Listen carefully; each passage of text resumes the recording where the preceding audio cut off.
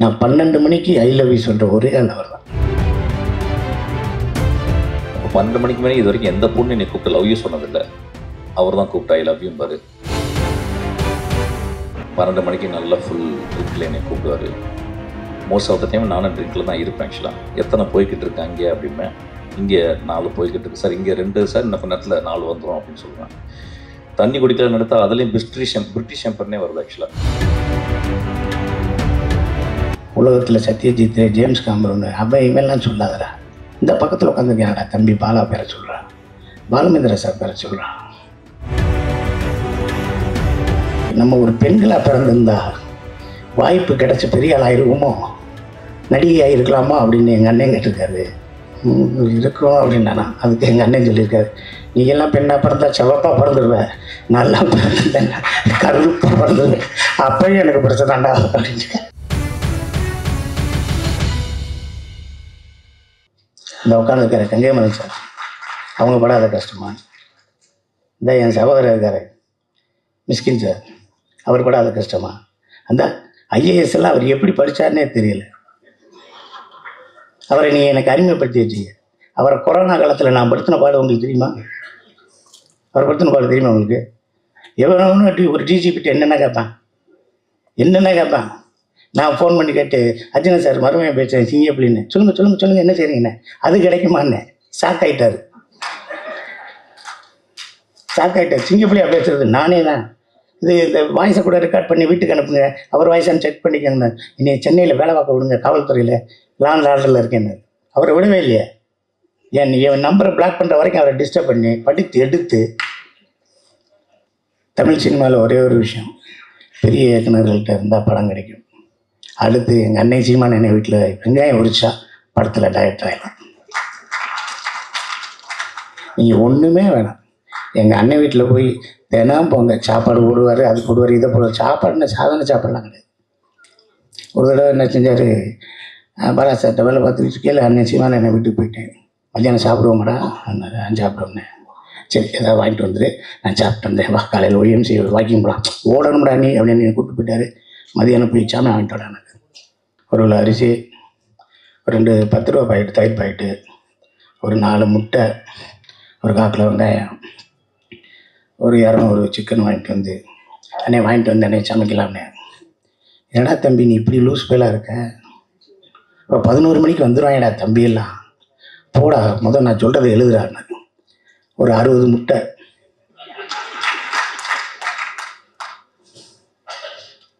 6 kilo கோழிக்கறி, 4 kilo mutton, அந்த இது மாதிரி இருக்கும்டா, வரகரிசி மாதிரி இருக்கும்டா, அது 2 கிலோ வாங்குடா. சின்ன வெங்காயம் ஒரு 5 கிலோ வாங்குடா. பச்சை மிளகா வாங்குடா. இல்லை 3 லிட்டர் தயிரை வாங்குடா. அந்த பொம்பளை பிள்ளைகிட்ட சொல்லி ஒரு 30 பேர் சாப்பிட்ற மாதிரி ரசம் வைக்க சொல்கிறா. இல்லை அவனுக்கு ரசம் தானே பிடிக்கும், சாப்பிட மாட்டான்டா. இந்த கொஞ்சம் போல பழைய சோறு தான் தனியாக வைக்க சொல்கிறா, அந்த தயிரை தனியாக வைக்க சொல்கிறா, அந்த மோர் வெங்காயத்தை வைக்க சொல்கிறா. சின்ன வெங்காயம் நிறைய பேர் சாப்பிடுவாங்கடா. இதை எல்லாம் 60 முட்டையை வைக்க பைடா பார்த்தாதரா பாடுறா அப்படின்னா. அதே மாதிரி 3 மணிக்கு வந்தாங்க, எங்கேருந்து வர்றாங்கன்னு தெரியாது, எப்படி சாப்பிட்டு போகிறான்னு தெரியாது. தட்டை கூட கழுவாமல் போயிடுவாங்க. நான் கூட சொன்னேன், என்ன அவனுக்கு தட்டை கழுவி சொன்னேன், விருது அவனுக்கு வேலை இருக்கும்டா, போய் தொலைறான்டா, தட்டு தான்டா நம்ம கழுவும்டா, அதையும் OMC போன உடற்பயிற்சியாக நினச்சிக்கோம்டா, விடுறா. போனேன்னா நாமத்துக்குமாரிலேருந்து அத்தனை பாடலாசியில் வருவார், அத்தனை இயக்குனர் வருவார், அத்தனை ஒளிப்பதிவாக வருவார். நீங்கள் எங்கேயும் போய் ஒவ்வொருத்த வீட்டு கதவை தட்டி வாய்ப்பெல்லாம் கேட்கணும். அன்னை வீட்டில் உட்காந்துக்கிட்டே இருந்தாலே வாய்ப்பு வந்துடும். அந்த மாதிரி ஒருத்தர் எங்களுக்கு கிடைச்சது. நாங்கள் சென்னையிலே இருந்து போராடி வர்றதுக்கான ஒரு வாய்ப்பாக இருந்துச்சு. கோடம்பாக்கத்துலேருந்து அப்படியே நடந்தே போகலாம், வாய்ப்பே வரலன்னு செல்லியன் சார் சொன்னாங்க. சொல்லிடலாமா? செல்லியன் சார் சொல்லிடலாமா? ஐயோ ரொம்ப கஷ்டமாக இருக்குங்க. நம்ம ஒரு பெண்களாக பிறந்திருந்தா வாய்ப்பு கிடைச்ச பெரிய ஆள் ஆயிடுவோமோ, நடிகையாக இருக்கலாமா அப்படின்னு எங்கள் அண்ணன் கேட்டிருக்காரு. அதுக்கு செல்லியன் இருக்கும் அப்படின்னா அதுக்கு எங்கள் அண்ணன் சொல்லியிருக்காரு, நீ எல்லாம் பெண்ணாக பிறந்தா செவப்பாக பிறந்துடுவேன், நல்லா பிறந்தேன் கருப்பாக பிறந்துடுவேன், அப்பயும் எனக்கு பிரச்சனைடா அப்படின்னு. இதெல்லாம் மயிலாஞ்சி ஷூட்டிங் அப்போ தனியாக நின்று பேசிக்கிறீங்க, நாங்களாம் சிரிச்சுக்கிட்டு இருப்போம். செகண்ட் ஷூட்டுக்கு போகல, என்ன சிரிக்கிறீங்கன்னு கேட்டுக்கிட்டே இருப்பாங்க. ஸோ அவர்களுக்கும் அவர்களுக்கான பந்தம். ஒரே அறையில் ஒரே அறையில் ஒரு நாள் 10 நாள் பேசலாம், 20 நாள் பேசலாம், 2 மாதம் பேசலாம், 3 மாதம் பேசலாம். 4 வருஷம், 5 வருஷம், 6 வருஷம் பேச முடியுமா? எங்கள் அண்ணன் சீமான் அண்ணன், Selian sir, doctor Bala sir, Arthur Wilson, Jeyamohan, Ramakrishnan, இப்படியே உட்காந்து பேசிக்கிட்டே இருப்போம். 100 படம் பார்த்து ஒரு நல்ல படம் எடுக்க முடியாது. ஒரு படத்தை 100 தடவை பார்க்கணும்டான்னு எங்கள் அண்ணன் தான் சொல்லுவார். ஓடுன ஒரு நல்ல படத்தை 100 தடவை பாடுறான். நல்ல படத்தை பாடுறான். இந்த அந்த ஃபெஸ்டிவல் போகிறது, அந்த ஃபெஸ்டிவல் தூக்கி எறியல. ஒரு படம் பாடுறான். உலகத்தில் சத்யஜித், ஜேம்ஸ் காமரூன், அவன் இவெல்லாம் சொல்லாதடா. இந்த பக்கத்தில் உட்காந்துருக்கானடா தம்பி பாலா பேரை சொல்கிறான், பாலுமேந்திர சார் பேரை சொல்கிறான், பீம்சிங் பேரை சொல்கிறா, பால் நீலகண்டன் பேரை சொல்கிறா, இல்லை டைரக்டரா, பெரிய டைரக்டரா எம்ஜிஆர் பேரை சொல்கிறா. அப்படி தான் சொல்லுவார். அது போட்டதுக்குரிய இத்தனை பேர் இருக்காங்க. கங்கைராமன் சார் என் படத்தில், ரெட்டு படத்தில், அஜித் படத்தில் நடிக்க சொல்லி அவர்கிட்ட போய் கேட்டேன். அவர் நான் ஆஃபீஸ்க்கே வரேன்ப்பா அப்படின்னாரு. ஆஃபீஸில் வந்தேன், கதையெல்லாம் சொன்னேன். எப்படிப்பா நான் பண்ணிடுவேனா வச்சிருவேனா அப்படின்னாரு. நீங்கள் பண்ணாலும் பண்ணாட்டியும் உங்களை பண்ண வச்சிருவேன் சார்னே. அது ஏதோ டேட்டு பிரச்சனை, அதனால் பண்ண முடியாமல் போச்சு. எங்கள் அண்ணன் சாரி, என் சகோதரன், என் மூத்தவர், மதிப்புக்குரிய போற்றுதலுக்குரிய மிஸ்கின் சார், நான் 12 மணிக்கு ஐ லவ் யூ சொல்கிற ஒரே ஆள் அவர் தான். கேட்பார், என்ன சாப்பிட்ட அதை மட்டும் சொல்லும்பார். இல்லை 12:30 மணிக்கு பேசுகிறீங்களே அதை அப்படிம்பார். என்றைக்காவது ஒரு இடத்துல போய் கற்றுக்கலாம் அப்படின்னு போவோம்ல, அது மிஸ்கின் சார்ட்டில் இருக்கும். நான் சைக்கோவில் பண்ணேன். ஒரு சைக்கோவில் அந்த த்ரில்லர் கேரக்டரை விரட்டி போகையில், என்னைய காரை விட்டு இறங்க போகையில் ஒரு சின்ன சீக்வன்ஸ் சைலண்ட்டாக இருக்கும். அப்போ தேட்டர் ஆடியன்ஸ் எல்லாம் கத்துனாங்க, சிங்கப்புலி இறங்கிறாத உன்னை கொன்றுவான், சிங்கப்புலி இறங்கிறாத கொன்றுவான்னாங்க. நான் இறங்கினேன், அதே மாதிரி அந்த சீக்வன்ஸில் என்னை காலி பண்ணிடுவாங்க. அப்புறம் சொன்னாங்க தேட்டரில், இறங்காத கொன்றுவான்னு சொன்னேன்னு சொன்னாங்க. அதே ஆளுக்கு தான் 2 வருஷம் கழிச்சு மகாராஜா படம் பார்த்தாங்க. படம் பார்த்துக்கிட்டு இருக்கையில் என்னை பற்றி தெரிஞ்சோன்னே, இன்னமாடா நிற்கிற அவனை கொள்றான்னு. அதே 100 ரூபா கொடுத்தேன்னா இங்கே 120 ரூபா கொடுத்து என்னைக்குள்ள சொன்னாங்க. கோயம்புத்தூரில் இருக்க எல்லா மாலுக்கும் கூப்பிட்டு போகிறார். இந்த கேப் உனக்கு பிடிக்குதான்னு 10 கேப் வாங்குறாரு. அந்த கேப் மொத்தமே ஒரு 5000 ரூபா ஆயிடுச்சு. கோட் வாங்குறாரு, ஷர்ட் வாங்குறாரு, ஷூ வாங்குறாரு. இல்லை பேசாமங்க, உங்களை நான் அழகாக காட்ட போகிறேன்னாரு. அதில் வெற்றி பெற்றாரா சரியான எனக்கு தெரியல. நம்ம அழகாக இருந்தால் தானே இருக்கும். ஆனால் என்னை வச்சு அந்த சைக்கோ படத்தில் ஒரு நல்ல கேரக்டர் விட்டார். தினமும் ஷூட்டிங் முடிஞ்சோடனே சிங்கப்பிள்ளை நான் ஒரு கைதட்டுங்க அப்படின்னாரு. ஷூட்டிங் முடிஞ்சோடனே நான் இன்றைக்கி உங்களுக்கு முடிஞ்சிச்சுன்னே போயிட்டு வாங்கினேன் நல்லபடியான. போய் ஏறினேன், காஸ்டியூமர் ஒரு பெட்டியோடு வர்றார், பெரிய பெட்டியோடு. நான் போட்டிருந்த பேண்ட்டு, சட்டை, டிஷர்ட்டு, ஷார்ட்ஸு, கீட்ஸு, கேப்பு இப்போ எல்லாத்தையும் வச்சு, அண்ணே உங்களுக்கு கொண்டு போய் சொன்னார்னார். இல்லை சார் ப்ரொடக்ஷன் ஹவுஸ் ஆரம்பிச்சிட்டார், அவருக்கு நிறைய தேவைப்படும், அவரை வச்சுக்கிற சொல்லுங்கள், எனக்கு வேணாம், ஒரு அடையாளத்துக்கு 2 சட்டை எடுத்துருவோம். இல்லை சார் அவர்கிட்ட பேச முடியாது சார், காரில் ஏறி போயிட்டே இருங்க. இந்த ஒவ்வொரு நிகழ்வுகள் தான் நம்மளை சினிமாவில் இன்னமும் இருக்க செய்யுது.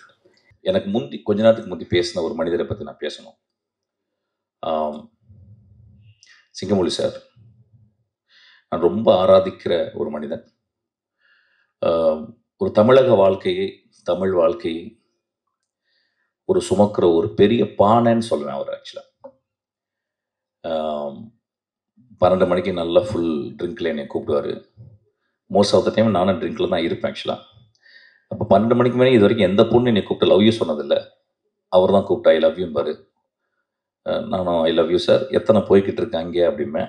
இங்கே 4 போய்கிட்டு இருக்கு சார், இங்கே 2 சார், இன்னும் கொஞ்ச நேரத்தில் 4 வந்துடும் அப்படின்னு சொல்லுவேன். தண்ணி குடிக்கலான்னு எடுத்தால் அதுலேயும் பிரிட்டிஷ் எம்பர்னே வருது ஆக்சுவலாக. ரொம்ப அலாதியான மனிதர், மனதில் இருக்கிறது அப்படியே பேசக்கூடிய மனிதர், மனிதர்கள் மேலே அவ்வளோ நேசத்தை கொட்டுற மனிதர். 12 மணிக்கு ஒருத்தர் ஃபோன் பண்ணி ஐ லவ் யூ சொல்கிறார் அப்படின்னா, ஒரு 200 பெண் இதயங்களுக்கு உள்ளே வச்சுருக்க ஒரு மனிதன் நினைக்கிறேன் ஆக்சுவலாக. அவர் கூட ஒர்க் பண்ண டைம் நான் சொன்னேன், அவர் கூட நான் ஒர்க் பண்ணணும் அப்படின்னு சொன்னேன். ஏன்னா அவர் எப்போ பார்ப்பேன், பேச மாட்டார், சிரிப்பார், போவார். அந்த மனிதரோட ஒர்க் பண்ண அந்த ஒரு கொஞ்ச நாள், ஒரு 10 நாள் நான் ஒர்க் பண்ணேன். ரொம்ப ஒன் ஆஃப் த பெஸ்ட். அவர் கூட பேசிக்கிட்டே இருப்பார், ரொம்ப ஜாலியாக பேசிகிட்டே இருப்பார், எல்லா விஷயம் சொல்லுவார். நிறைய கதைகள் அவர்கிட்ட இருக்குது ஆக்சுவலாக. சினிமாவில் தான் இந்த மாதிரி ஒரு ஆளை நீங்கள் பார்க்க முடியும். எப்படி சொல்லலாம்னா, சொல்லுவாங்க, ஒரு ஒரு ஒரு கிழவன் இறந்து போய் விட்டால் நூலகம் எரிந்து போயிடுதுன்னு ஒரு ஆப்பிரிக்கா பழமொழி இருக்குது. அந்த மாதிரி ஒரு பழைய கிழவன் தான் அவர் ஆக்சுவலாக. இந்த மாதிரி கிழவர்கள் இன்னைக்கு இல்லை, செத்து போயிட்டாங்க நிறைய பேர். நம்ம அப்பா அம்மா எல்லாரும் செத்து போயிட்டாங்க ஆக்சுவலாக. எங்கள் சீமானனை கூட அப்படி தான், ஒரு ஒரு ஒரு பெரிய கிழவன் தான் ரொம்ப. நீங்கள் ஆனால் நீங்கள் வந்து பெண்ணாக பிறந்தாலும் நீங்கள் அழகாக தானே வந்திருப்பீங்க. அப்புறம் வந்து அவன் வந்து உங்கள் அழகை பார்க்காட்டாலும் நீங்கள் பேச்சு வன்மை இருக்குல்ல, அதில் அவன் மயங்கி உங்க ஒரு 20 பேர் பின்னாடியே தான் வந்திருப்பாங்க. சரி, அவன் தான். ஸோ அதனால் நீங்கள் நெகட்டிவாக ஃபீல் பண்ணாதீங்க. ஆக்சுவலாக மனிதர்களை நேசிக்கக்கூடிய ஒரு மேடை இங்கே இருக்க எல்லா மனிதரும். அதில் வந்து ஒரு பொட்டு வச்சது மாதிரி பாலுமேந்திரா அம்மா ஐயாவினுடைய துணைவியார் இங்கே இருக்குது. அவங்க வந்தது என்னமோ ஒரு ஒரு விழாவில் வந்து ஒரு பூ வச்சது மாதிரி இருக்கு. கலைஞர்கள் இறப்பதே இல்லை அப்படின்றத அது சொல்லுது ஆக்சுவலாக. அந்த அம்மா எனக்கு தெரியல, அப்புறம் வந்து சொன்னாங்க அப்படின்னோடனே ரொம்ப ஷாக் ஆச்சுன்னா, மாறுது, முகம் மாறிக்கிட்டே இருக்கு, உடம்பு மாறிக்கிட்டே இருக்கு, உடம்பு சுருங்குது, முகம் சுருங்குது. ரொம்ப நன்றிம்மா நீங்கள் வந்தது, ரொம்ப அழகு. அப்புறம் ராஜா சார் பற்றி ஒரு பாட்டு கேட்குறது அப்படின்றது, இன்னைக்கு காலைல எந்திரிச்சு ஷாப்பேனுடைய ஃபஸ்ட்டு நக்டூன் கேட்டேன் ஆக்சுவலாக. பி ஃப்ளாட் மைனருடைய நக்டூன்னு கேட்டேன். நிறைய பேர் வந்து இது ஒரு ராஜா சார் பேசுறதுக்காக, ஏன்னா வாழ்நாளில் பேசுறதுக்கு ஒரு அழகு வேணும்ல, ஏன் பேசுறதுக்கு ஒரு காரணம் இல்லை. அதனால் எப்பயுமே டெய்லி நான் அப்படி ஒரு வரும்போது நான் ராஜா சாரை பற்றி பேசுவேன். இன்னைக்கு என்னுடைய மனசில் வந்ததை அவங்கள்ட்ட பகிர்ந்துக்கணும்னு ஆசைப்பட்றேன். ஏன் அந்த மனிதன் இவ்வளவு காலகட்டம் வந்தும் இந்த படத்தில் ஒரே ஒரு ஃப்ரேஸ் கேட்டேன், அதை என்னால் திரும்பி ரீகால் பண்ண முடியல. ஒரு பியூட்டிஃபுல் ஃப்ரேஸு. அந்த ஃப்ரேஸை எப்படி அவரால் கிரியேட் பண்ண முடியுது? 50 வருஷம் ஒரு இசையமைப்பாளர் 5 படம் பண்ணிட்டாவே உள்ளே இருக்க எல்லா டியூனும் எக்ஸாஸ்ட் ஆயிடுது, இல்லாமல் போயிடுது, ட்ரை ஆயிடுது. ஒரு 50-55 வருடங்கள். ஆனால் ஆக்சுவலாக அவர் ஒர்க் பண்ண ஆரம்பிச்சது 70 வருடங்கள். ஒரு 70 வருடங்களாக ஒரு மனிதனுக்கு அந்த கேணி ஏன் வற்றவே இல்லை, அந்த ஊற்று எப்படி வற்றவே இல்லைன்னா ரொம்ப ஆச்சரியமாக இருக்கு. there are 2 ways of film great composers இருக்காங்க.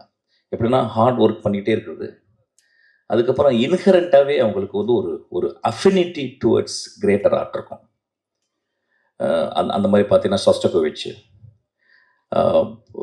நான் படித்ததுன்னு நான் கேட்டதில் Shostakovich, Beethoven primarily, Bach, Mozart, Schubert, Rachmaninoff, அவங்களாம் அவங்கள என்ன பார்த்தீங்கன்னா inspirations pen towards art, 24/7 thinking about music, அதுக்கப்புறம் அவங்க ப்ராக்டிஸ். இப்போ நான் சொன்ன எல்லாத்தையுமே நம்ம ஊரில் இருக்க ராஜா சார் பண்ணிக்கிட்டே இருக்கார். 24/7 அவர் அந்த இசையிலே இருக்கிறார். எனக்கு நல்ல ஞாபகம் இருக்குது, ஓனாய் ஆட்டுக்குட்டி நான் வந்து யூகேல இருக்கேன், அவர் பார்க்குறாரு. அப்போ என் தம்பியை வந்து என்ன பண்ணிட்டேன், பின்னாடி இருந்து அவர் பார்ப்பாரா, வீட்டில் தான் பார்த்தாரு, சின்ன டிவியில் டபுள் பாசிட்டிவ் பார்க்குறாரு. என் தம்பியை பின்னாடி இருந்து அவர் கை சோஃபா மேலே வச்சுருப்பாரா, அந்த கையை மட்டும் வீடியோ எடுத்துக்கிறேன் அப்படின்னா. அவனுக்கு புரியல, அவர் படம் பார்த்துட்டே இருக்காரு. ராஜா சார் உட்காந்து படம் பார்த்துட்டு இருக்காரு, என் தம்பி பின்னாடி உட்காந்து வீடியோ எடுக்கிறான்.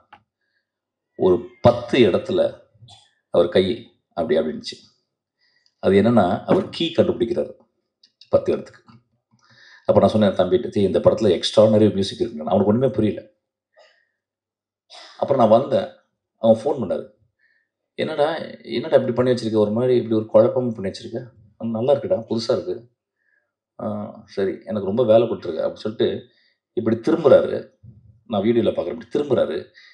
திரும்பிட்டு போனவர் பின்னாடி ஒரு கை இருக்குது, ரைட் கை என்னது இப்படி ஆட்டுறாரு. எனக்கு தெரிஞ்சு ஒரு கம்போஷன் உருவாயிடுச்சுன்னு சொல்லிட்டு.